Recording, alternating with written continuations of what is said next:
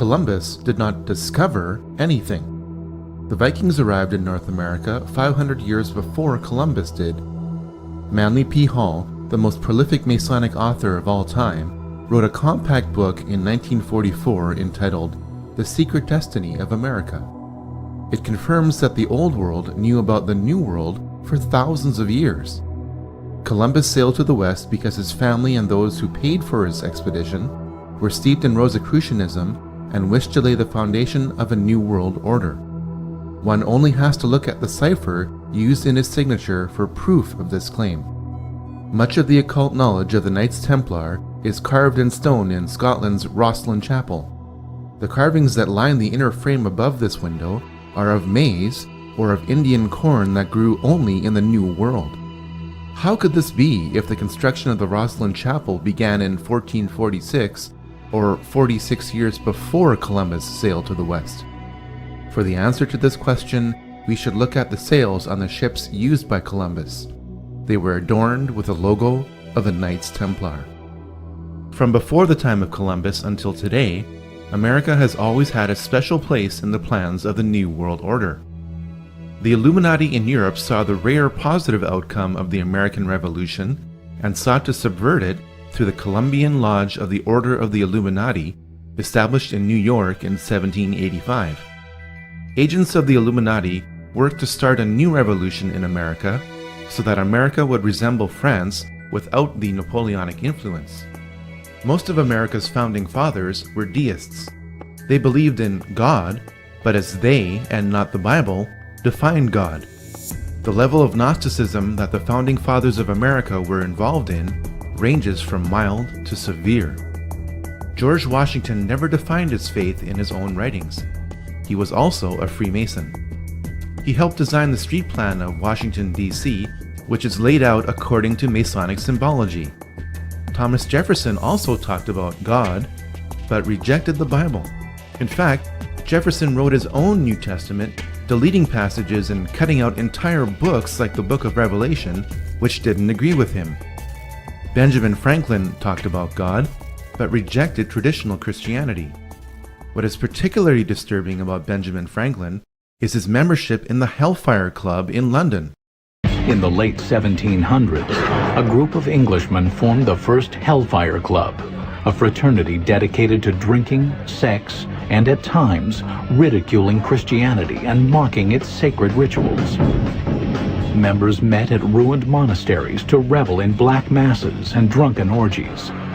An occasional participant was the American ambassador to Great Britain, Benjamin Franklin. Whether or not any of these American leaders are Christian is not for me to decide. The singular point being made here is that America has always had a thick Christian veneer applied to a Gnostic core. Over time, that occult core has grown and the Christian veneer has worn thin. In 1791, Alexander Hamilton established the first privately owned central bank in the United States with $10 million on a 20-year charter. This is contrary to the United States Constitution, which Hamilton signed. When the charter expired, the head of this private group was revealed. None other than Nathan Rothschild in England said, "Either the application for the renewal of the charter is granted, or the United States will find itself in a most disastrous war." The United States repelled the British on American soil within 1 year of Nathan Rothschild's pronouncement during the War of 1812. Fortunately for America, Britain was tied up fighting Napoleon in Europe and couldn't send enough troops to reclaim America. While America won a military victory, its financial back was broken. The War of 1812 forced the rechartering of the private bank of the United States. Thanks to the war and inflation, the debt owed to the bank exploded to $127 million. Andrew Jackson vetoed the bank in 1832. In 1835, President Jackson distributed a $35 million surplus. This was the only time in American history that the United States had balanced its books.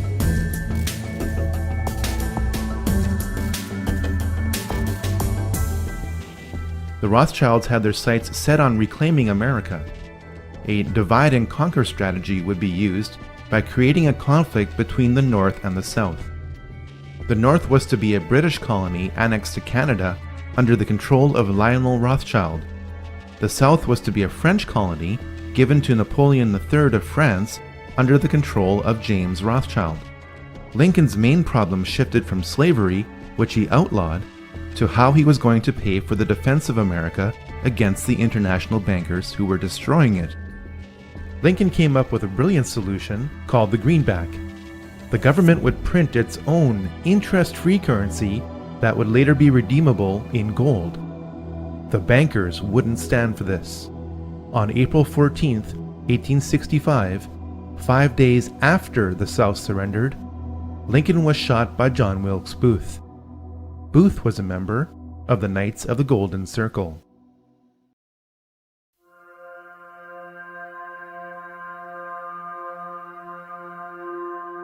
The monarchies of Europe, led by the British royal family, had been involved in the occult for centuries through the sponsorship of clairvoyants. The British royal family is deeply Masonic. The Queen's cousin, the Duke of Kent, is British Freemasonry's Grand Master. There is even a Freemasonic lodge in Buckingham Palace. Though the current Queen says that she is not amused at this, she and her predecessors were often Masonic. It is a fact that much of the European nobility goes back to various houses, especially in England and France, which link the lines of the kings of England and the kings of Jerusalem. Fiction occurs when this link is used to create a mythology which states that the British people, led by their monarch, are one of the lost tribes of Israel. British Israel Freemasons also believe that since America was descendant from Britain, Americans who are of British Masonic descent are also one of the lost tribes of Israel. On the back of the US $1 bill, there exists a Star of David, hidden in plain sight. The British royal family is more German than it is English. Queen Victoria was married to Prince Albert of Saxe-Coburg and Gotha. Under pressure from anti-German sentiment created during World War I, King George V changed his family name to Windsor. When Princess Elizabeth wanted to marry Prince Philip of the House of Schleswig-Holstein-Sonderburg-Glücksburg, she faced the same problem that King George did. Prince Philip renounced his titles and adopted the surname of Mountbatten.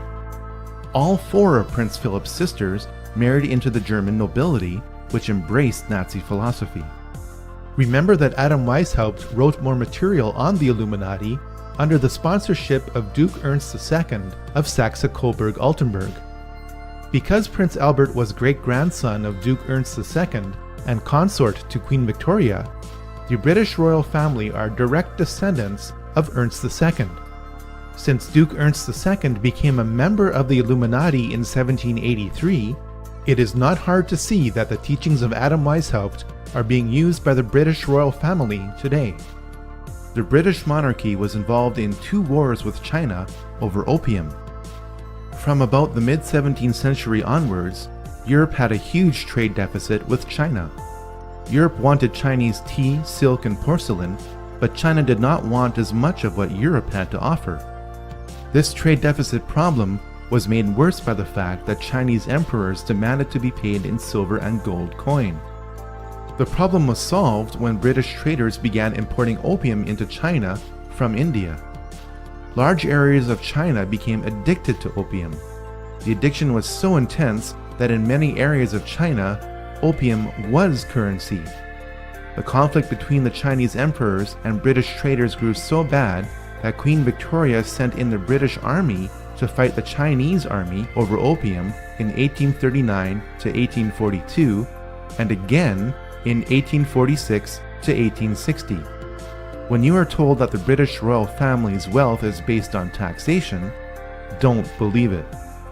It could be argued that the British East India Company occupied India on behalf of the British Crown and its traders. Afghanistan is occupied today by coalition forces. In 2007, 93% of the world's opium production came from Afghanistan. The 2006 Afghan opium harvest was also valued at $3 billion. Ahmad Wali Karzai, brother of Afghan President Hamid Karzai, is intimately linked with the export of opium from Afghanistan. He is also on the CIA payroll. The Taliban lend the farmers the money.